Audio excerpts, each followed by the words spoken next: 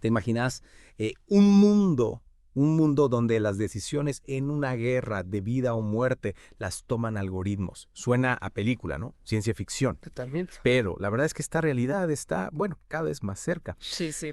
En esta Deep Dive vamos a explorar cómo la inteligencia artificial se está metiendo en el ámbito militar. Ajá. Y bueno, lo que esto significa para países como Argentina, ¿no? Ujú. Acá en el sur global. Claro. Tenemos de todo, tenemos artículos tecnológicos, comunicados del Pentágono, análisis críticos desde una perspectiva latinoamericana. Es que lo que estamos viendo es un cambio, digamos, radical en cómo se pelean las guerras. O sea, Mm. la IA se está metiendo en todas las etapas del conflicto, desde la planificación hasta las decisiones en el campo de batalla. Claro, para entender este cambio, me parece que hay que hablar de la cadena de muerte, Exacto. un concepto que quizás no todos conocen. Claro, la cadena de muerte, digamos básicamente, es el proceso militar para identificar, rastrear y finalmente eliminar una amenaza.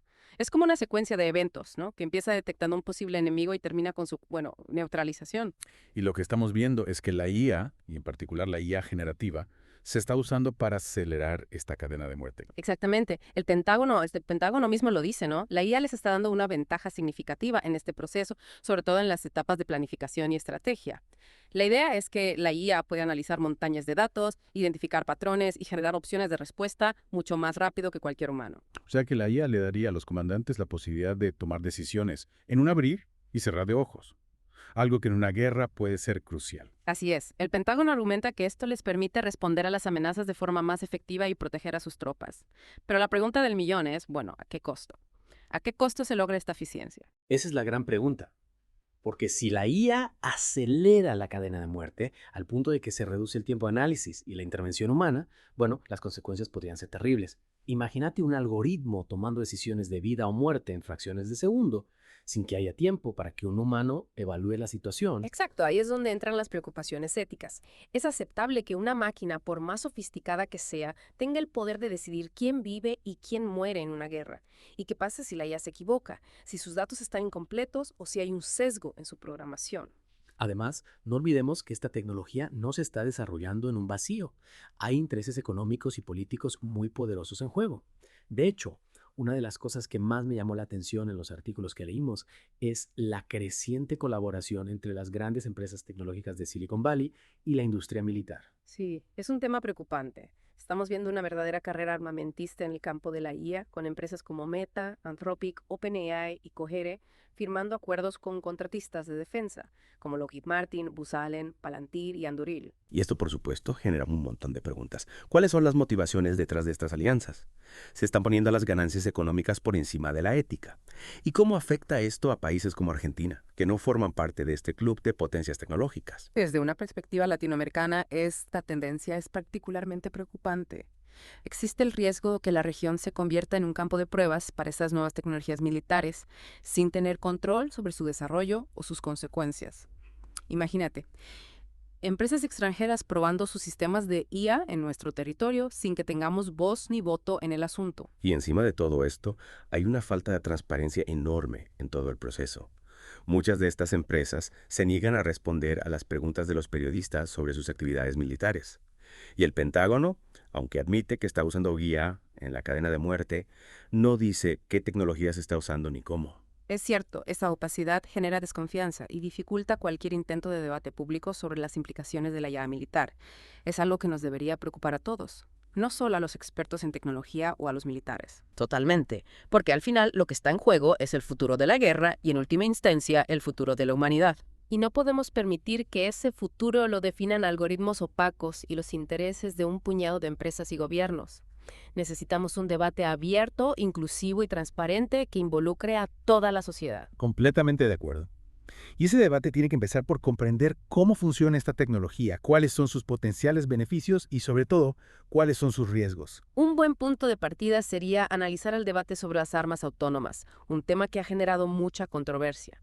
Claro, el desarrollo de armas capaces de tomar decisiones de vida o muerte sin intervención humana es uno de los aspectos más inquietantes de la IA militar. En este sentido, es interesante ver cómo el Pentágono intenta manejarse en este debate. Por un lado, dicen que siempre habrá humanos involucrados en la decisión final sobre el uso de la fuerza. Pero por otro lado, reconocen que están utilizando IA para acelerar la cadena de muerte, lo que inevitablemente reduce el tiempo de análisis y la posibilidad de intervención humana. ¿No te parece contradictorio? Totalmente. Si la IA ya está tomando decisiones cada vez más rápido, ¿cómo podemos estar seguros de que los humanos tendrán tiempo suficiente para evaluar la situación y tomar una decisión informada? Es una pregunta clave. Y además, tenemos que considerar la ambigüedad del término autonomía en este contexto. ¿Cuándo un sistema automatizado se vuelve realmente independiente? ¿Qué nivel de control humano se necesita para que un arma se considere no autónoma? Son preguntas complejas que requieren un análisis profundo y un debate público amplio. No podemos permitir que estas decisiones se tomen a puertas cerradas sin la participación de la sociedad civil. Y acá es donde la perspectiva latinoamericana se vuelve fundamental. Necesitamos que nuestras voces se escuchen en este debate, que no se limite a las grandes potencias tecnológicas y militares. Absolutamente. Latinoamérica tiene una larga historia de lucha por la paz, la justicia social y la soberanía. Es fundamental que aportemos nuestra visión y nuestros valores a la discusión sobre el futuro de la guerra y la IA. Completamente de acuerdo. Y creo que un buen punto de partida para esa discusión es analizar casos específicos, como el proyecto Nimbus, que ha generado mucha polémica. Claro, el proyecto Nimbus, que involucra contratos de Amazon y Google para proporcionar servicios en la nube a los ejércitos de Estados Unidos e Israel, ha desatado protestas y críticas, incluso dentro de las propias empresas. Es un ejemplo claro de cómo la colaboración entre las grandes tecnológicas y la industria militar puede generar tensiones éticas y sociales, y cómo la presión por obtener ganancias puede llevar a decisiones que van en contra de los valores de la propia sociedad. Y lo que a mí me parece preocupante del proyecto Nimbus es que Google, después de todo el escándalo, ¿no?, borró de su sitio web la promesa de no desarrollar IA para armas o vigilancia.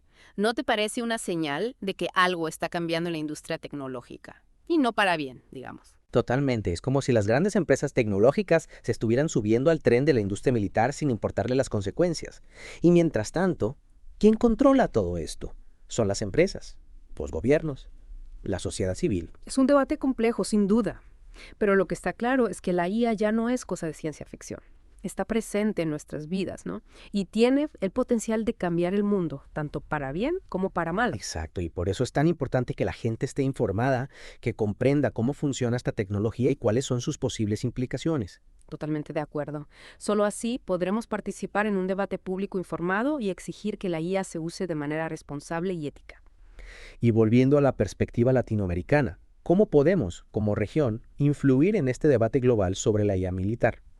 ¿Tenemos la capacidad de desarrollar nuestras propias tecnologías y nuestras propias políticas? ¿O estamos condenados a ser simples espectadores de una carrera armamentista que se define en otros países? Es una pregunta fundamental.